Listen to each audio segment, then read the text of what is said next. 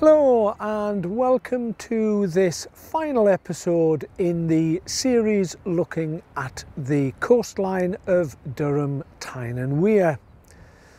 We began the series in Seaton Sluice and we conclude the series here in Seaton Carew.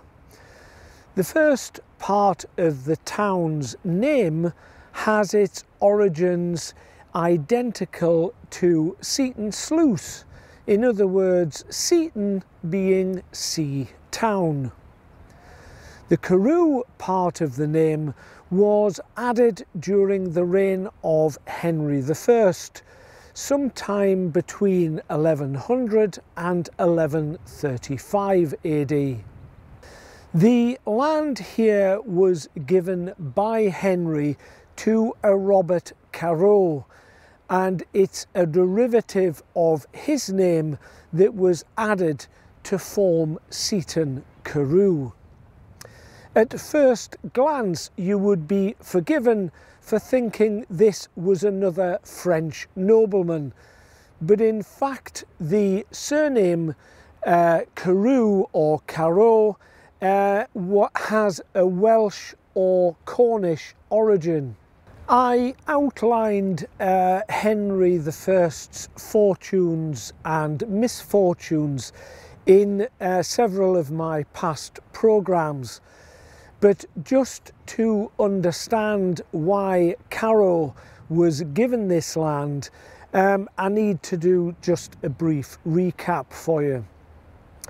From the last episode, we established how strategically important the headland at Hartlepool was. Therefore, there was a need for any ruler to protect this area and stop it falling into an enemy's hands. William the Conqueror had 4 sons and a number of daughters. The eldest son was Robert Curthose, the second was Richard, third was Rufus, and the youngest was Henry. Richard was killed in a hunting accident in 1075, leaving Robert, Rufus and Henry. On the death of William, his lands were divided, giving Normandy to Robert, the eldest son, and Rufus inherited England. Henry, being the youngest, got nothing. Henry was jealous of his older brothers and greedy for wealth and power. Rufus and Robert were natural rivals and had quarrelled all their lives. Henry saw his opportunity to play his older brothers off against one another. He won favour with Rufus and agreed to help him get rid of Robert, which he achieved by exiling Robert to France. With one brother out of the way, it was time to deal with Rufus. On a hunting trip that Rufus and Henry were both present, Rufus was killed in a supposed accident, shot with a stray arrow. Henry rushed back to London to grab the crown and declared himself king under a cloud of suspicion. This left Robert furious at Henry's actions, and in his mind this had been his plan all along. From that very brief outline, it's easy to see that Henry's position was under threat and very tenuous. He needed allies in all the important places. If Robert were to launch an invasion to take the throne back, where might he have planned on landing an invasion force? Hartlepool, of course. Robert Carew was obviously an ally, or maybe he was bought by Henry, but whichever that was, it was his job to protect this low-lying land against any incursion. Going back to Seaton Carew's prehistory, there have been several Roman artefacts found here over the years on the beach there, and which really isn't surprising. As I said in the last episode, the Romans had a presence on the headland at Hartlepool and the area to the west of Seaton Carew where there was a Roman settlement. Almost certainly, though, the early Stone Age people would have been here, as the low-lying land meant it was ideal for fishing and some small farming in some way, sheltered by the natural bay here.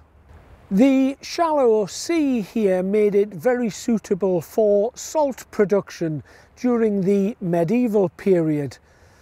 The ash from the fires used to evaporate the salt was dumped behind the sand dunes where I'm standing now, and they form the grass mounds seen on the edges of the golf course. The salt would have been exported to London and destinations in Europe. A priory was built at Seaton around 1130, housing an order of canons dedicated to St. Gilbert. It was said to be the only completely English order and survived until Henry VIII's dissolution of the Catholic Church in 1539. No evidence of where it was situated exactly is known today. In the 1600s, there were several wars with the Dutch called the Anglo-Dutch Wars. But during the second of these Anglo-Dutch Wars, in 1665, a fortification was built on Seaton Sluice, which is just behind the camera. However, this is now, the whole area is now a nature reserve, and it's situated just behind the golf course here. Throughout much of Seaton Carew's history, it survived as a small fishing community, but that changed in the 1700s when the wealthy Quaker families of Darlington discovered it and turned it into a seaside resort. Many fine hotels and seafront houses were built throughout the 18th and 19th centuries, transforming Seaton Carew into a desirable seaside holiday destination. By the height of the Victorian era, families from Hartlepool, Stockton and Middlesbrough were spending their days out and holidays in Seaton Carew. The Victorian railway posters helped to spread the word, and it grew in popularity as the decades passed. The increasing trade and commercial use of the new port at Middlesbrough in the early 1830s prompted the Tees Navigation Company to build 2 lighthouses here to help guide shipping in and out of the River Tees. A low light was built at the junction of where Coronation Drive and Lawson Road are, and a high light was built a mile inland at the end of Windermere Road, now the Long Hill Industrial Estate.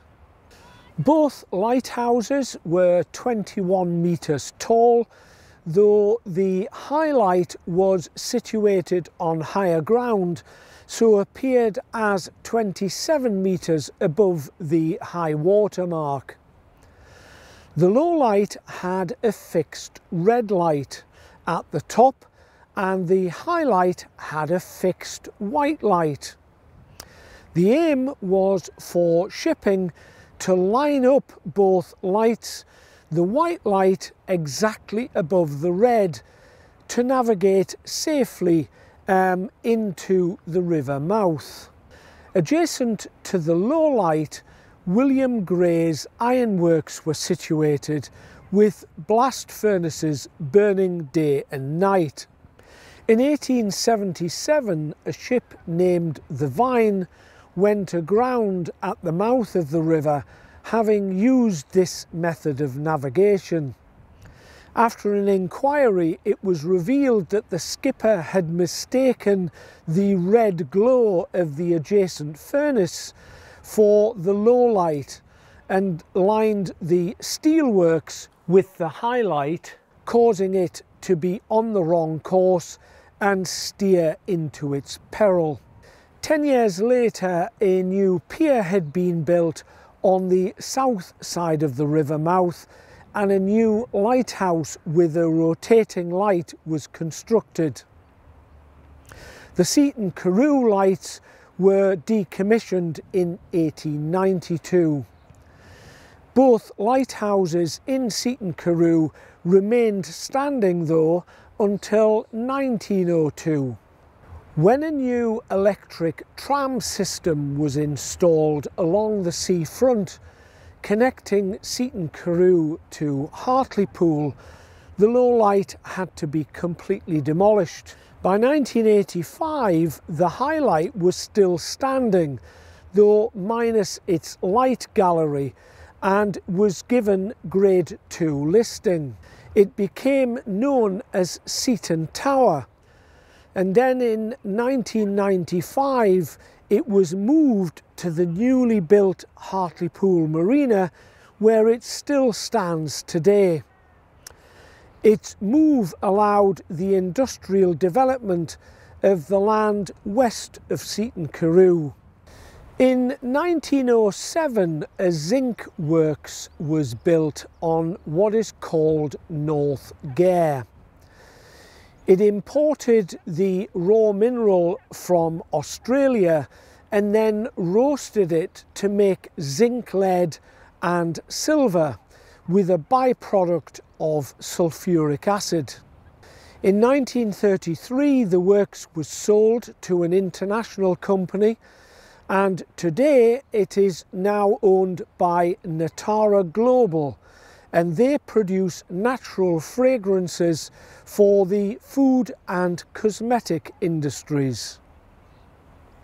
During the First World War, an RAF station and landing strip was built just to the south of the village, where another industrial estate sits today. A combination of biplanes and seaplanes were stationed here.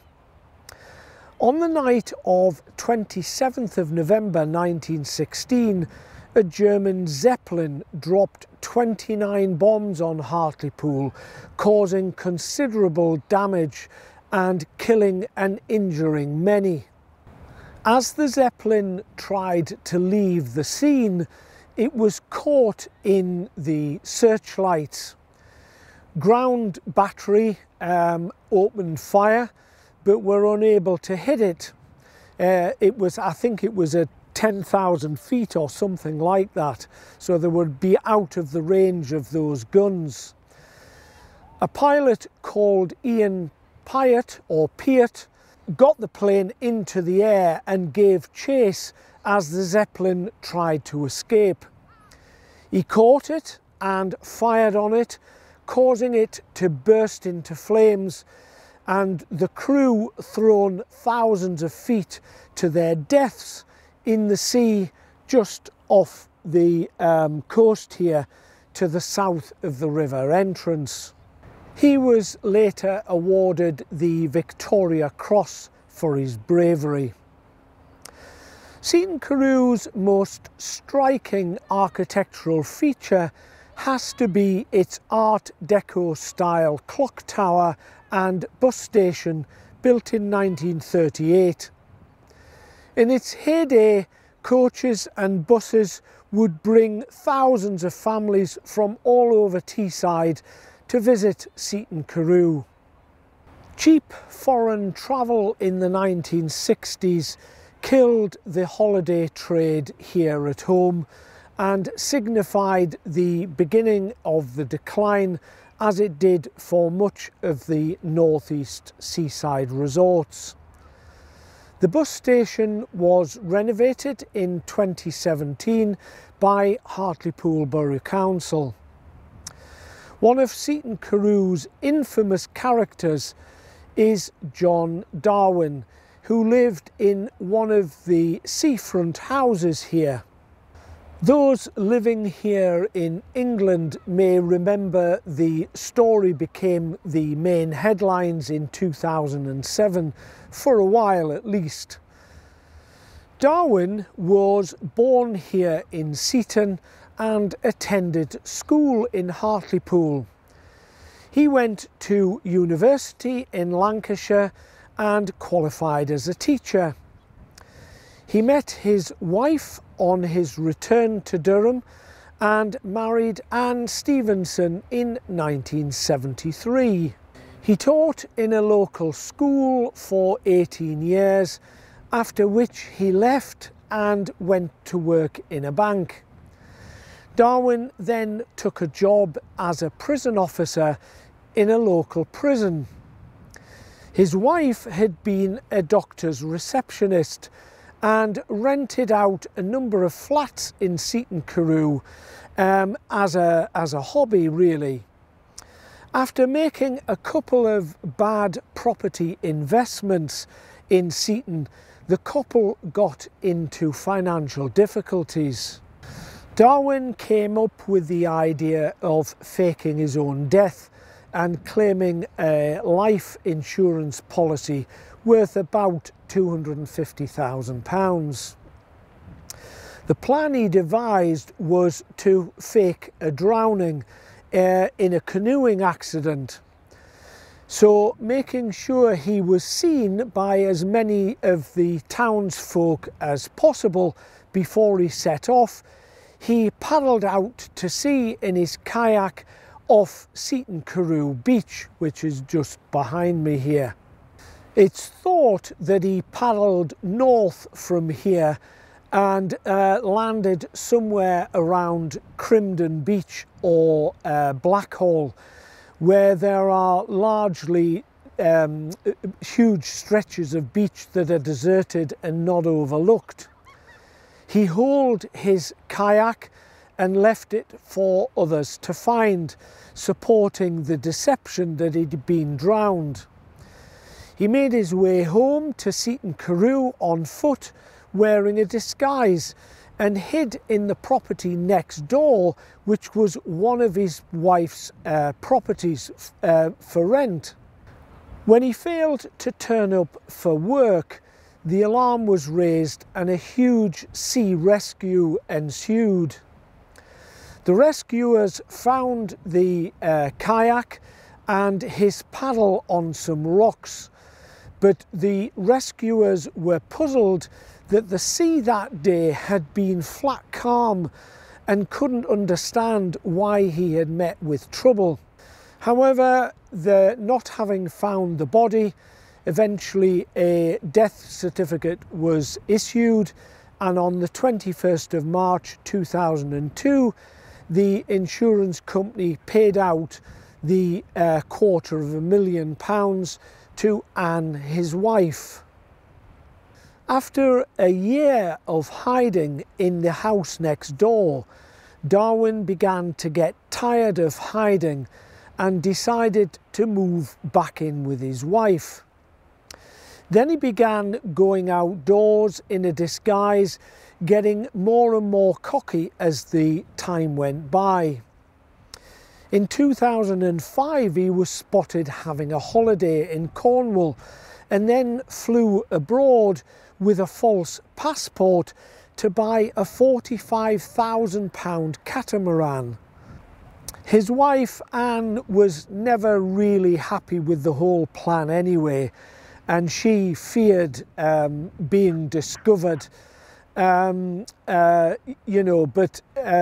obviously had no choice because they were in so much financial debt at the time. She persuaded Darwin that the only safe way they could live out the rest of their life was to move abroad, and they settled on the idea of Panama as a safe place to live.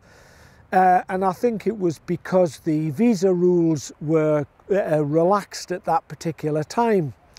And they moved out there in 2006. All of this time, Darwin's grown-up children had thought that their father was dead. It was kept as a complete secret from them, and only Anne knew the complete truth. Thinking that they were safely out of the UK jurisdiction, the Darwins began flashing the cash and were photographed by a property agent, which apparently appeared later on the internet. People immediately recognised them back home and started to become suspicious. Then a change in Panama's visa laws meant that the property they had bought they could no longer keep without a police reference, something similar to a CRB check that we have in this country. Darwin suddenly realised he was going to have to return to the UK because these CRB clearances or police clearances could only be done in person. So he had to think of an idea of how he could reappear into British society for a while. So he came up with the idea of handing himself into the police, claiming he had suffered amnesia for the past 5 years and hadn't got a clue about where he was or who he was. Of course, the police didn't buy his story, and to cut a long story short, him and his wife were both arrested and prosecuted for fraud in 2008. They were both given custodial sentences after a trial and served 6 years each. All of their properties were sold to repay the stolen money.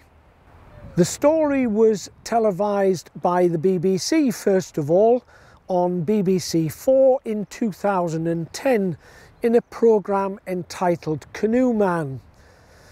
Then again it was filmed as a mini-series on ITV in 2022. It's still available to watch in the UK at least on ITVX, ITV's streaming platform. The title on their mini-series is called The Thief, His Wife and a Canoe. Well, that's pretty much it, and all the main points from here in Seaton Carew.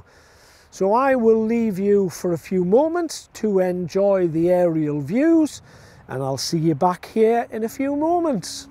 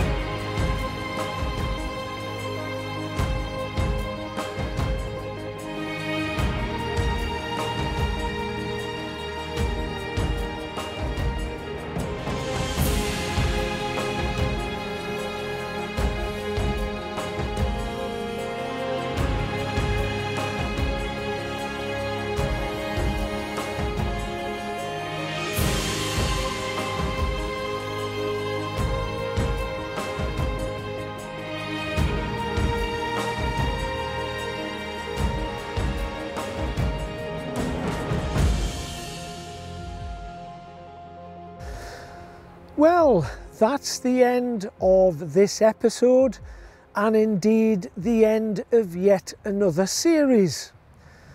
From our start in episode 1 at the beginning of the year in Seaton Sluice, all the way through Tyne and Durham to episode 10 here in Seaton Carew, is a grand total of 38 miles. Not a great distance, you would say. And no, it isn't. Durham has the shortest stretch of coastline in the United Kingdom, I think. But again, if anybody knows better, then please let us know. However, I'm sure you will agree, what it might lack in quantity, it certainly makes up for in quality. The stunning magnesian limestone architecture of its cliffs, interspersed with some stunning beaches. Almost, I mean, some of the rock formations are almost cathedral-like, and it's been quite a journey. I've really enjoyed delivering this series to you, even though the weather's had its issues and we've had to dodge and weave a little bit. Anyway, if you've enjoyed the episode and indeed the series, please give them a like. Subscribe if you haven't already done so. That's important.